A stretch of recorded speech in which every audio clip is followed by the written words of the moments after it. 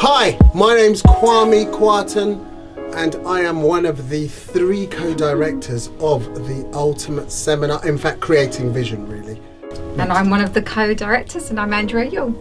And I'm Megan, one of 3 of the co-directors, Nicola Osai, formerly Charles. Okay, I can answer that. Yeah. So, Creating Vision. Mm-hmm. Imagine an outer university in which you can learn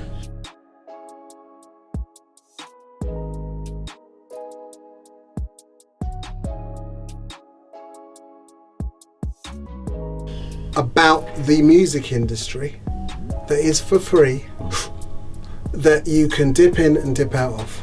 We are the invisible seam between the pages of a music industry manual, but we are oral, so a lot of our thing is a person actually speaking their truth about the music industry. So that is, in a nutshell, Creating Vision, but it has lots of different offshoots, loads. I think also our goal is about giving opportunities to people who wouldn't have these opportunities in another situation. So you wouldn't have the opportunity to sit down with the CEO of Warner, you wouldn't have the opportunity to speak to the president of Columbia, or the writer who worked with Adele, or the finance team that managed Coldplay in terms of their finances. So it's about us opening the doors and helping people to bridge that gap of knowledge that they would normally have to go and pay anything in excess of £150 a ticket. We also want to give them an opportunity to ask questions. We want them to have the opportunity to come out feeling that they've been taught something they can use going forward, and we can make a difference in their life. Artists that say very early in their career that have spoken at the seminar, it's almost unknown artists at the time, range from Mabel, Stormzy, JP Cooper, Kano back in the day, Emanike. Jess Glynn sent messages via, she's done video, she did a video conference chat with our audience. There's all sorts. But I think the most important is obviously the artist, yes, that's important, but all our success stories are those that are actively working in the business now and doing very, very well. And so that includes people like Twin B, who's now at Def Jam, co-president. Then you've got Jamie Binns, who manages Paloma Faith, and you have, come on, help me out some more. Wow. Okay, so you've got Melanie Jaya, she's at RCA. Yeah. You've got Ree, who is now at BMG? Yeah, she's at BMG. She's at BMG. Daniel, Daniel's at Virgin. What we're saying is there's a lot of EMI, people. And it's not just about them being artists. That's the main thing we've got to put out there. It's not just about the artists. It's about saying there is a whole massive network that goes behind the artist, and we want to bring vision to that, because you might not be able to sing, but you might be good at accounts, you might be good at law, and all of that can be in the music world, and it's about showing you how to get into that industry. But in an accessible way, because what was the problem before was, quite seriously, you know, you were trying to break down barriers. Yeah, you were looking at, as Nikki and Angie have put it, as £150, £200, £300 for a conference ticket, in which you'd near enough hear quite a lot of similar things that you've heard today, sort of thing.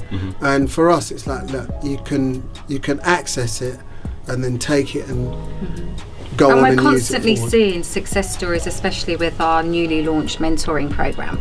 So that is somebody, for example, we have 40 mentors at the moment, and we're launching another 40 next year. And so I'll give you an example. One girl is a songwriter, and we've looped her in with her mentor, who is a Grammy award-winning songwriter, and Brave Danielle. And they've been working together, and they've been in the studio writing together, and they're just both inspiring one another.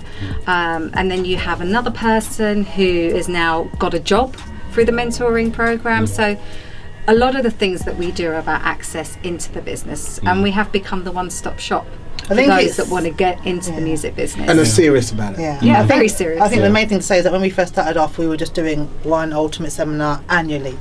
And the one thing we didn't want to do was just for you to come and go and that's it. We said no more. So where we've now got to is that we are doing something constantly every day. It's either a workshop, a music surgery, some kind of social media, seminars. We're doing live events. So the whole point is that we want to continually help people as they go on. We want to keep that contact and keep the communication, because what now happens is that on our panel are people that were here 5 years ago now come on our panel because they can see the worth and they also want to give back and share how they got to where they got to, because it is a very dynamic, changing industry, you know, and you have to keep up with things as well, and that's what we also try to do. We try to keep relevant at all times. It's a very addictive thing as well, doing seminars and doing the master classes and doing this and doing, I mean, we might nag about it sometimes. I do. We might nag about it sometimes, but it's actually quite an addictive thing, because actually the amount that you learn yourself it's a phenomenal amount. Why Liverpool? It's about time. And Yao. Yeah. Okay. Yeah, Yao mention it. Owusu was very, very instrumental in getting us to Liverpool. And we were just chatting with him, and he was very much like, hold on, you're talking about doing a regional seminar. Well, maybe, you know what I mean? Yeah. And he was very much like, you have to bring it here. Yeah. Sorry, can I just quickly mention, because he even said himself, he went to one of your seminars in 04. Yeah. So I mean, even just that, you Yeah. know, me looking at him, I'm very inspired by what he's done. Yeah. So for him to tell me that is you guys, Yeah. again, it's very inspiring. Yeah. It's a continual loop, that's Yeah. the thing. It's Yeah. like, we're very inspired by him. Do you know what I mean? So, but yeah, he definitely was like, he was kicking down the door to make sure it came here. And I'm glad we've come here. Yeah. You know, we'll be It's back. a great experience. Yeah. Really for coming, fantastic. Really. Yeah. Really good vibe. And really good vibe. questions as well. Yeah. Audience weren't playing, man. They came with some ammo. See, that's the thing. I think, you know, Liverpool has a lot of natural talent. Yeah. Yeah. I guess it's just trying to connect it now to the rest of the scene. Yeah. I feel like it's been a There's a challenge. disconnect somewhere. Yeah. And That's what this we're enables trying to that. do. Exactly. That's what we're trying to do. We're Yeah. trying to say, let's say London up to Liverpool, because you actually have got a lot of great music experts up here. It's just about making them visible and knowing where you can go to get the support. So, and that's what we're trying to do. We're not just, and then I'll actually backtrack a bit. It's not actually about bringing London to Liverpool. It's about saying, Liverpool, you've got a lot going on here as well. How can we all work together? But coming to Liverpool for our very, very first time, you know, how we were received, like I said, the questions, it's amazing. So it's just like London, but it's about just saying, we're here now, let's make this happen. Let's make it so it's not London and Liverpool. It's a seminar in Liverpool, seminar in London, and it's a choice where people want to go. Because we have people come from London to come here. Yeah, it's true. You know, and we were streaming, and we were getting messages from people in London say, yeah, it looks really great. So, you know, there's no difference why people can't work in a certain kind of way. Look, man, if you're from an African background, you're going to be talking about the creative arts as a route forward, especially back then. I mean, it was just like, you know, that's what would happen. Whereas I think now there's a lot more understanding of it. And the simple truth is that, you know, you've got organised like JME, for instance. Boy Better Know. I mean, that's an empire. For sure. Do you know what I mean? Skep, that's an empire. You know, Adex, empire. These are empire builders now, who are able to turn around and go, look, not only have I done this and broken the charts like this, but also the business. I've got the business, and there's a lot of us now, you know, inside the actual business area. Even if you look from the top to Danny D, through to this, through to that, there's a lot. But yeah, I hear you. At first, it's definitely tricky. You know, if you're saying to parents and blah blah, look, this is, you know, you're almost pressured into coming with results like quick. You know, like coming, you know, with which, to be honest, I think why there's a lot of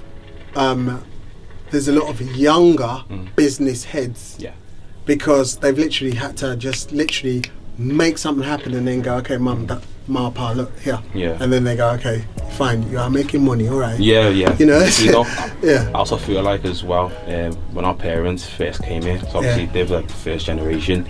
Obviously like they're working to literally to like feed. Do you know what I mean? Whereas now we're in a position where parents are kind of giving us a basis now. Yeah, well, they made us though. That's the thing. Ultimately, so we take their work ethic and then run with it, but you put it in a different setting. For sure. More on the IT side, I think technology has played a massive part in where we are right now. It's giving people the opportunity that probably would not have been seen to expose themselves in a different way, which has allowed them to be recognised more by the industry, because the industry, like, if we don't take you, you'll go off and do it yourself. So I think that has played a big part in what's happened. amongst other things. That's how I would sit on that side. So I definitely agree. I think that, and also we're in a position now where people who really love the music are the people that are the deliverer of the story. You know, this is the thing. Before, what would happen is your music would come out, okay, and it'd have to go through like different gatekeepers and blah and blah. So by the time the message has got out about it, maybe it's had a bad write-up into this and a bad write-up into that, people that don't necessarily get the music.